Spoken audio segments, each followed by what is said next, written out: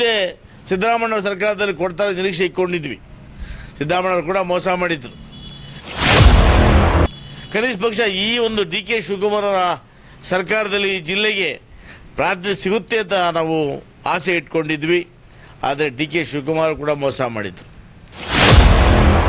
ಸಚಿವರಾಗಿರ್ತಕ್ಕಂಥ ಗೌರವಾಯುತ C S ಮುನಿಯಪ್ಪನವ್ರ ಕೈವಾಡ ಕೂಡ ಇದೆ ಅಂತೇಳಿ ಮತ್ತು ಅವರ ಮಗಳು ರೂಪಕಲಾರ್ ಅವರು ಕೂಡ ಹೈಕಮಾಂಡಲ್ಲಿ ಯಾವುದೇ ಕಾರಣಕ್ಕೆ ಜಿಲ್ಲೆಗೆ ಬಲಗೈ ಸೋದ ಅವಕಾಶವನ್ನು ಮಾಡಿಕೊಡ್ಬೇಡಿ ಅಂತೇಳಿ ಎಲ್ಲೋ ಒಂದು ಕಡೆ ಒತ್ತಡ ಹಾಕಿದ್ದು ಅನ್ನೋ ಒಂದು ಮಾಹಿತಿ ನನಗಿದೆ. ಯಾಕೆ ಸ್ವಾಮಿ, ಕೋಲಾರ ಚಿಕ್ಕಬಳ್ಳಾಪುರ ಕಣ್ಣಿಗೆ ಕಾಣಲಿಲ್ವ ನಿಮಗೆ? ಇದು ನಮಗೆ ಮಾಡಿರ್ತಕ್ಕಂಥ ಅನ್ಯಾಯ, ದ್ರೋಹ. ಇದು ಸನ್ಮಾನ್ಯ ಮುಖ್ಯಮಂತ್ರಿಗಳಾಗಿರ್ತಕ್ಕಂಥ ಡಿ ಕೆ ಶಿವಕುಮಾರ್ ಸಂಪುಟದಲ್ಲಿ ಕೋಲಾರ ಚಿಕ್ಕಬಳ್ಳಾಪುರ ಜಿಲ್ಲೆಗೆ ಪ್ರಾತಿನಿಧ್ಯ ಕೊಡ್ತಾರೆ. ಅದು ಕೂಡ ವಿಶೇಷವಾಗಿ ಈ ಭಾರತ ದೇಶದಲ್ಲಿ ಅತಿ ಹೆಚ್ಚು ಬಲಗೈ ಸಮುದಾಯ ಇರತಕ್ಕಂಥ ಜನಾಂಗಕ್ಕೆ ಒಂದು ಅವಕಾಶ ಕೊಡ್ತಾರೆ ನಂಬಿಕೆ ನನ್ನಲ್ಲಿ ಮತ್ತು ಸಹಜವಾಗಿ ಎಲ್ಲ ಕಾಂಗ್ರೆಸ್ ಅಭಿಮಾನಿಗಳಲ್ಲಿ, ಕಾರ್ಯಕರ್ತರಲ್ಲಿ ಮತ್ತು ನಮ್ಮ ಸಹೋದ್ಯೋಗಿ ಮಿತ್ರರಾಗಿರ್ತಕ್ಕಂಥ ಮಾಲೂರು ಶಾಸಕರ ನಂಜೇಗೌಡರು, ಕೋಲಾರ ಶಾಸಕರಾಗಿರ್ತಕ್ಕಂಥ ಕೊತ್ತೂರು ಮಂಜುನಾಥ್ ಅವರು, MLC ಅನಿಲ್ ಕುಮಾರ್ ಅವರು, ನಜೀರ್ ಅಹಮದ್ ಅವರು, ನಾವೆಲ್ಲ ಕೂಡ ಒಗ್ಗಟ್ಟಾಗಿ ಕೋಲಾರ ಜಿಲ್ಲೆಗೆ ಒಂದು ಸ್ಥಾನ ಬೇಕು, ಜಿಲ್ಲೆಯನ್ನು ನೀವು ಈಗಾಗಲೇ ಭಾಳಷ್ಟು ವರ್ಷಗಳ ಕಡೆಗಣಿಸಿದ್ದೀರಿ, ಒಂದು ಜಿಲ್ಲೆಗೆ ಸ್ಥಾನವನ್ನು ಬೇಕು ಅಂತ ಎಲ್ಲರ ಬಳಿ ಮನವಿ ಮಾಡಿ ಒತ್ತಾಯ ಮಾಡಿದ್ವಿ. ಯಾಕೋ ಏನೋ ಈ ಸರ್ಕಾರಕ್ಕೆ, ಮುಖ್ಯಮಂತ್ರಿಗಳಿಗೆ ಕೋಲಾರ ಚಿಕ್ಕಬಳ್ಳಾಪುರ ಜಿಲ್ಲೆ ಅಗತ್ಯ ಇಲ್ಲ ಅಂತ ಭಾವಿಸ್ತದೆ. ಇಲ್ಲಿ ನಾವು 7 ಜನ ಶಾಸಕರು ಗೆದ್ದಿದ್ದರೂ ಕೂಡ ಕನಿಷ್ಠ ಪಕ್ಷ 7 ಜನಕ್ಕೆ ಕೂಡ ಒಬ್ಬ ಶಾಸಕರನ್ನು ಮಂತ್ರಿ ಮಾಡಲಿಲ್ಲ ಅಂದರೆ ಈ ಚಿಕ್ಕಬಳ್ಳಾಪುರ ಕೋಲಾರ ಜಿಲ್ಲೆಯನ್ನು ಎಷ್ಟು ನಿರ್ದಾಕ್ಷಿಣ್ಯವಾಗಿ, ಎಷ್ಟು ಒಂದು ಕಠೋರ ಮನೋವೃತ್ತಿಯಿಂದ ನೋಡ್ತಾ ಇದ್ದಾರೆ ಅಂದರೆ ನಿಜಕ್ಕೂ ಕೂಡ ಭಾಳ ನೋವಾಗ್ತದೆ. ನನ್ನ ಒಬ್ಬನ ಮಾತಲ್ಲ ಇದು. ಜಿಲ್ಲೆಯ 7 ಶಾಸಕರಲ್ಲಿ ಯಾರಿಗಾದ್ರೂ ಒಂದು ಸ್ಥಾನ ಸಿಗಬೇಕಾಗಿತ್ತು. ಆದರೆ ಹೈದರಾಬಾದ್ ಜಿಲ್ಲೆ, ಕೋಲಾರ ಜಿಲ್ಲೆಯನ್ನು ಕಡೆಗಣಿಸಿ ವಿಶೇಷವಾಗಿ ನಮ್ಮ ಸಮುದಾಯದಕ್ಕೆ ಈ ಒಂದು ಕೊಡಲಿ ಪಟ್ಟನ್ನು ಕೊಟ್ಟಿದ್ದಾರೆ ಅಂತ ಹೇಳೋದಕ್ಕೆ ಇಚ್ಛೆ ಪಡ್ತೇನೆ. ನನಗೆ ಕೂಡ ಸುಮಾರು ದೂರವಾಣಿ ಕರೆಗಳು, ಸುಮಾರು ಕಾರ್ಯಕರ್ತರು ಧರಣಿ ಮಾಡಬೇಕು ಅನ್ನೋ ಮಾತುಗಳನ್ನು ಕೂಡ ಹೇಳ್ತಾ ಇದ್ದಾರೆ. ನಾನು ಕೂಡ ಗೌರವಾಯುತ ನಮ್ಮ ರಾಜ್ಯದ ಅಧ್ಯಕ್ಷರಾಗಿರ್ತಕ್ಕಂಥ BK ಹರಿಪ್ರಸಾದ್ ಮಾತಾಡಿದೆ. ನನ್ನ ಶಾಸಕ ಮಿತ್ರರಾಗಿರ್ತಕ್ಕಂಥ ನಂಜೇಗೌಡರು ಮತ್ತು ಕೊತ್ತೂರು ಮಂಜುನಾಥ್ ಅವರು ನಾವು ಮಾತಾಡಿ ಸಭೆಯನ್ನು ಸೇರಿ ತೀರ್ಮಾನ ತಗೊಳ್ಳೋಣ. ಈ ಜಿಲ್ಲೆಯಲ್ಲಿ ನಮಗೆ ಯಾರೂ ಕೂಡ ಗೌರವ ಇಲ್ಲ. ಈ ಜಿಲ್ಲೆಯಲ್ಲಿ ನಮ್ಮ ಬಗ್ಗೆ ಹೈಕಮಾಂಡ್ಗೆ ಏನೂ ಭಾಳ ಉದಾಸೀನ, ಕೇವಲ ಮನೋಭಾವನೆ ಇದೆ. ಹಾಗಾಗಿ ನಮ್ಮ ರಾಜಕೀಯದಲ್ಲಿ ತೀರ್ಮಾನ ತಗೊಳ್ಳೋಣ ಅನ್ನೋ ಮಾತನ್ನು ಕೂಡ ಎಲ್ಲ ಹೇಳಿದ್ದಾರೆ. ಸೊ ನಮ್ಮ ಅನೇಕ ಕಾರ್ಯಕರ್ತರು, ಮುಖಂಡರು ಕೂಡ ಹೈಕಮಾಂಡ್ಗೆ ಕೋಲಾರ ಜಿಲ್ಲೆ ಅಂದರೆ ಯಾಕೋ ಭಾಳ ಅಸಹ್ಯ. ಹಿಂದೆ ಸಿದ್ದರಾಮಯ್ಯ ಸರ್ಕಾರದಲ್ಲಿ ಕೊಡ್ತಾರೆ ನಿರೀಕ್ಷೆ ಇಟ್ಕೊಂಡಿದ್ವಿ. ಸಿದ್ದರಾಮಯ್ಯ ಕೂಡ ಮೋಸ ಮಾಡಿದ್ರು. ಕನಿಷ್ಠ ಪಕ್ಷ ಈ ಒಂದು ಡಿ ಕೆ ಶಿವಕುಮಾರ್ ಅವರ ಸರ್ಕಾರದಲ್ಲಿ ಈ ಜಿಲ್ಲೆಗೆ ಪ್ರಾತಿನಿಧ್ಯ ಸಿಗುತ್ತೆ ಅಂತ ನಾವು ಆಸೆ ಇಟ್ಕೊಂಡಿದ್ವಿ. ಆದರೆ ಡಿ ಕೆ ಶಿವಕುಮಾರ್ ಕೂಡ ಮೋಸ ಮಾಡಿದರು.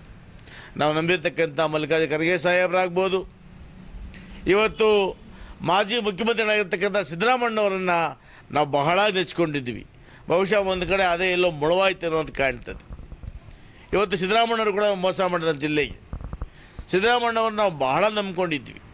ಬಹುಶಃ ಇದ್ರ ಹಿಂದ್ಗಡೆ ನನಗಿರೋ ಮಾಹಿತಿ ಪ್ರಕಾರ ಹಿಂದೆ ಜಿಲ್ಲೆಯಲ್ಲಿ 7 ಬಾರಿ ಸಂಸದರಾಗಿದ್ದು, ಅನೇಕ ಬಲಗೈ ಸಮುದಾಯ ಮತಗಳನ್ನು ಪಡೆದು 7 ಬಾರಿ ಸಂಸದರಾಗಿದ್ದು, ಇವತ್ತು ಸಚಿವರಾಗಿರ್ತಕ್ಕಂಥ ಗೌರವಾಯುತ ಸಿ ಎಸ್ ಮುನಿಯಪ್ಪನವ್ರ ಕೈವಾಡ ಕೂಡ ಇದೆ ಅಂತೇಳಿ ಮತ್ತು ಅವರ ಮಗಳು ರೂಪಕಲಾರ್ ಅವರು ಕೂಡ ಹೈಕಮಾಂಡಲ್ಲಿ ಯಾವುದೇ ಕಾರಣಕ್ಕೆ ಜಿಲ್ಲೆಗೆ ಬಲಗೈ ಸೋದ ಅವಕಾಶವನ್ನು ಮಾಡಿಕೊಡ್ಬೇಡಿ ಅಂತೇಳಿ ಎಲ್ಲೋ ಒಂದು ಕಡೆ ಒತ್ತಡ ಹಾಕಿದ್ದು ಅನ್ನೋ ಒಂದು ಮಾಹಿತಿ ನನಗಿದೆ.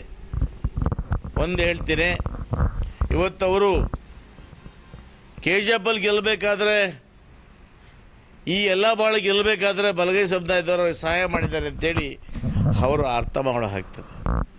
ನಾನು ಹಿಂದೆ ಕೂಡ ಇದನ್ನು ಸೂಕ್ಷ್ಮವಾಗಿ ಪತ್ರಿಕೆ ಬಗ್ಗೆ ಹೆಚ್ಚಿಗೆ ಕೊಟ್ಟಿದ್ದೆ. ಆಗ ಯಾರೋ ಮಹಾನ್ ಭಾವ ಸಾವುಕಾರ ಶಂಕರಪ್ಪ ಅಂತ ಮಾತಾಡಿದ್ದ. ಶಂಕರಪ್ಪನವರೇ, 2004 ಚುನಾವಣೆಯಲ್ಲಿ ತಾವು BJP ಪರವಾಗಿ ನಿಂತ್ಕೊಂಡು ವೀರಯ್ಯನ ಪರವಾಗಿ ಕೆಲಸ ಮಾಡಿದ್ದನ್ನು ಮರ್ತೋಗಿದ್ದೀರ. ನೀವು ಹೆಸರು ರೆಸಾರ್ಟಿಗೆ ಬಂದು ವೀರಯ್ಯ ರೂಮಲ್ಲಿ ಕೂತ್ಕೊಂಡು ಹಣ ತೊಗೊಂಡೋಗಿದ್ದನ್ನು ಮರ್ತೋಗಿದ್ದೀರಾ ಶಂಕರಪ್ಪನವರೇ? ಇವತ್ತು ಸಮುದಾಯ ಬಗ್ಗೆ ಮಾತಾಡ್ತೀರಾ? ಯಾಕೆ ಬಲಗೈ ಸಮುದಾಯ ನಿಮಗೆ 7 ಬಾರಿ ಮತ ಕೊಟ್ಟಿಲ್ಲ ಅಂದಿದ್ರೆ ನಿಮ್ಮ ಗೌರವಾನ್ವಿತ KH ಮುನಿಯಪ್ಪನವರು MP ಆಗ್ತಾ ಇದ್ರ? ನಮ್ಮಲ್ಲಿ ಬಲಗೈ ಎಡಗೈ ಭೇದ ಇರಲಿಲ್ಲ. ಆ ಒಂದು ಭೇದ ಭಾವವನ್ನು ಹುಟ್ಟಾಕಿದ್ದೇ ತಾವು. ಇವತ್ತು ಹುಟ್ಟಾಕಿದ್ದೀರಿ, ಬಲಗೈ ಸಮುದಾಯಕ್ಕೆ ದ್ರೋಹ ಮಾಡಿದ್ದೀರಿ. ಈ ದ್ರೋಹದ ಪ್ರತಿಫಲವನ್ನು ಮುಂದೆ ಭಗವಂತ ಇದ್ದರೆ ಅದು ತೋರಿಸ್ತಾರೆ ದೇವರು ಅನ್ನೋ ಮಾತನ್ನು ಹೇಳಿ, ಇವತ್ತು ನಾವು ರಾಜಕೀಯವಾಗಿ ಕೂಡ ನಮ್ಮ ಮುಖಂಡರ ಸಭೆಯನ್ನು ಕರಿತೀವಿ. ನಾಳೆ ನಮ್ಮ ಶಾಸಕ ಮಿತ್ರರ ಸಭೆಯಲ್ಲಿ ಏನು ತೀರ್ಮಾನ ಆಗುತ್ತೆ ಆ ತೀರ್ಮಾನದ ಅನ್ವಯ ನಾವೆಲ್ಲ ಕೂಡ ಕಾನ್ಸ್ಟಿಟ್ಯೂನ್ಸಿಯಲ್ಲಿ ನಮ್ಮೆಲ್ಲ ಮುಖಂಡರ ಸಭೆಗಳನ್ನು ಕರೆದು ನಮ್ಮ ಮುಂದಿನ ನಿರ್ಧಾರ ಯಾವ ರೀತಿ ಮಾಡಬೇಕು. ಯಾಕೆಂದರೆ ಸಕ್ರಿಯವಾಗಿ 35 ವರ್ಷದಿಂದ ಕೆಲಸ ಮಾಡ್ತಾ ಬರ್ತಾಯಿದ್ದೀನಿ. ಬೈ ಎಲೆಕ್ಷನ್ ಫೇಸ್ ಮಾಡಿದ್ದೀನಿ, 3 ಬಾರಿ ಶಾಸಕನಾಗಿದ್ದೇನೆ. ಇಲ್ಲಿ ಹೆಚ್ಚಿಗೆ 32-35 ವರ್ಷಗಳಿಂದ ಸಕ್ರಿಯವಾಗಿ ಕಾಂಗ್ರೆಸ್ ಪಕ್ಷದಲ್ಲಿದ್ದೇನೆ. ನನಗೂ 59 ವರ್ಷ ವಯಸ್ಸಾಯಿತು. ಇನ್ನು ಯಾವಾಗ ಅಧಿಕಾರ ಕೊಡ್ತಾರೆ ಈ ಸರ್ಕಾರ ಈ ಒಂದು ಪಕ್ಷದಲ್ಲಿ? ಯಾಕೆ ಈ ರೀತಿಯಾಗಿ ಇವತ್ತು ಈ ಒಂದು ಬಲಗೈ ಸಮುದಾಯದವ್ರನ್ನ ಕಡೆಗಣಿಸುವಂಥ ಕೆಲಸವನ್ನು ಯಾಕೆ ಮಾಡ್ತಾ ಇದ್ದಾರೆ? ನೀವು ಒಂದು ಕಡೆ ಇವತ್ತು ಮೈಸೂರು ಮಂಡ್ಯವನ್ನೇ ಗುರು ಮಾಡ್ಕೊಂಡಿದ್ದೀರಿ. ಇವತ್ತು ನೀವು ಮಂಡ್ಯದಲ್ಲಿ 2 ಬಾರಿ ಇವತ್ತು ಇಬ್ಬರು ಸಚಿವರನ್ನು ಕೊಟ್ಟಿದ್ದೀರಿ. ಯಾಕೆ ಸ್ವಾಮಿ? ಕೋಲಾರ ಚಿಕ್ಕಬಳ್ಳಾಪುರ ಕಣ್ಣಿಗೆ ಕಾಣಲಿಲ್ವ ನಿಮಗೆ? ಮಂಡ್ಯಗೆ ಇಬ್ಬರನ್ನು ಕೊಟ್ಟಿದ್ದೀರಿ, ಪಕ್ಕದಲ್ಲಿ ಬೆಂಗಳೂರಿಗೆ ಗ್ರಾಮಾಂತರ ಕೊಟ್ಟಿದ್ದೀರಿ, ಬೆಂಗಳೂರಿಗೆ 2 ಸಚಿವರನ್ನು ಕೊಟ್ಟಿದ್ದೀರಿ, ಮೈಸೂರಿಗೆ ಕೊಟ್ಟಿದ್ದೀರಿ.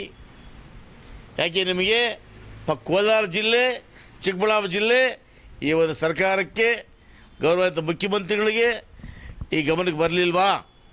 ಇದು ಭಾಳ ನೋವಿಂದ ಮಾತಾಡ್ತಾ ಇದ್ದೀವಿ. ಖಂಡಿತ ಕೂಡ ಇದು ನಮಗೆ ಮಾಡಿರ್ತಕ್ಕಂಥ ಅನ್ಯಾಯ, ದ್ರೋಹ ಇದು. ಈ ದ್ರೋಹವನ್ನು ನಾನು ಸುಮ್ಮನೆ ಇದ್ದರೂ ಕೂಡ ನಮ್ಮ ಸಮುದಾಯ ಚಿಕ್ಕಬಳ್ಳಾಪುರದ ಈಗಾಗಲೇ ಸುಮಾರು ಹೋರಾಟಗಳನ್ನು ಮಾಡಿದರು. ಬಲಗೈ ಸಮುದಾಯದಲ್ಲಿ ನಮ್ಮ ಏಡುಕೊಳ್ಳ ಶ್ರೀನಿವಾಸ ಅಣ್ಣ ರೆಡ್ಡಿಯವರು ಎಲ್ಲ ಸೇರಿಕೊಂಡು 4 ಬಾರಿ ಬೃಹತ್ ಸಮಾವೇಶಗಳನ್ನು ಮಾಡಿದರು. ಕೋಲಾರದಲ್ಲಿ ಕೂಡ ಬಲಗೈ ಸಮುದಾಯದ ಅನೇಕ ಮುಖಂಡರು ಅನೇಕ ರೀತಿಯಲ್ಲಿ ಹೋರಾಟಗಳನ್ನು ಮಾಡಿದರು. ಇದು ಯಾವುದಕ್ಕೂ ಕೂಡ ಇವತ್ತು ಕಾಂಗ್ರೆಸ್ ಪಕ್ಷದ ಮುಖ್ಯಮಂತ್ರಿಗಳು, ಗೌರವಾನ್ವಿತ ಮಾಜಿ ಮುಖ್ಯಮಂತ್ರಿಗಳು, ರಾಷ್ಟ್ರೀಯ ಅಧ್ಯಕ್ಷರಾಗಿರ್ತಕ್ಕಂಥ ಗೌರವಾನ್ವಿತ ಮಲ್ಲಿಕಾರ್ಜುನ ಸಾಹೇಬರು, ನಮ್ಮ ಈಗ ಇತ್ತೀಚೆಗೆ ಅಧ್ಯಕ್ಷರಾಗಿರ್ತಕ್ಕಂಥ ಹರಿಪ್ರಸಾದ್ ಸಾಹೇಬರು ಬಹುಶಃ ಈ 2 ಜಿಲ್ಲೆಗಳನ್ನು ಕಡೆಗಣಿಸೋದಕ್ಕೆ ಭಾಳ ನೋವಾಗ್ತಾ ಇದೆ. ಹಾಗಾಗಿ ಕಾರ್ಯಕರ್ತರು ಏನು ಹೇಳ್ತಾರೋ ಆ ಕಾರ್ಯಕರ್ತರು ಮುಖಂಡರ ಒಂದು ಇದನ್ನು ನಾವು ಸಭೆಯನ್ನು ಕರೆದು ಆ ಸಭೆಯಲ್ಲಿ ಅವರು ಏನು ತೀರ್ಮಾನ ಕೊಡ್ತಾರೋ ಆ ತೀರ್ಮಾನದಂತೆ ನಡ್ಕೊಳ್ತೇವೆ ಅನ್ನೋ ಮಾತನ್ನು ಹೇಳೋದಕ್ಕೆ ಇಚ್ಛೆಪಡ್ತೇನೆ. ನಮಸ್ತೆ ಎಲ್ಲ ನನ್ನ ಪ್ರೀತಿಯ ಕನ್ನಡಾಭಿಮಾನಿಗಳಿಗೆ, ಕಲಾಭಿಮಾನಿಗಳಿಗೆ ನಿಮ್ಮ ಪ್ರೀತಿಯ ಶಿವಾರಾವ್ ಮಹೇಶ್ ಮಾಡೋ ನಮಸ್ಕಾರಗಳು. ಕೋಲಾರದ ಸಮಸ್ತ ಬಂಧುಗಳು, ಕರ್ನಾಟಕದ ಎಲ್ಲ ಕಲಾಭಿಮಾನಿಗಳು, ಕನ್ನಡಾಭಿಮಾನಿಗಳು ಈ ಐಡಿಯಾ ನ್ಯೂಸ್ ಚಾನಲ್ನ ಸಬ್ಸ್ಕ್ರೈಬ್ ಮಾಡ್ಕೊಳ್ಳಿ, ಬೆಂಬಲಿಸಿ, ಆಶೀರ್ವದಿಸಿ, ಆನಂದಿಸಿ, ವಿವೇಚಿಸಿ, ವಿಚಾರಿಸಿ. ಐಡಿಯಾ ನ್ಯೂಸ್ ಚಾನಲ್ಗೆ ತಾವೆಲ್ಲರೂ ಕೂಡ ಚಂದರ್ರಾಜ್. ಧನ್ಯವಾದಗಳು. ಎಲ್ಲರಿಗೂ ನಮಸ್ಕಾರ. ನಮ್ಮ ಐಡಿಯಾ ನ್ಯೂಸ್ ಚಾನಲ್ ಸಾಮಾಜಿಕ ಕಳಕಳಿ ಇರತಕ್ಕಂತ ನ್ಯೂಸ್ ಚಾನಲ್. ಹಾಗಾಗಿ ದಯವಿಟ್ಟು ಈ ನ್ಯೂಸ್ ಚಾನಲ್ ಅನ್ನ ಎಲ್ಲರೂ ಸಬ್ಸ್ಕ್ರೈಬ್ ಮಾಡ್ಕೊಳ್ಳಿ ಪ್ಲೀಸ್. ವೀಕ್ಷಕರೇ, ಇಂತಹ ವಿಡಿಯೋಗಳು ನೋಡಬೇಕಾದ್ರೆ ಐಡಿಯಾ ನ್ಯೂಸ್ ಅನ್ನ ಸಬ್ಸ್ಕ್ರೈಬ್ ಮಾಡಿ, ಶೇರ್ ಮಾಡಿ, ಲೈಕ್ ಮಾಡಿ.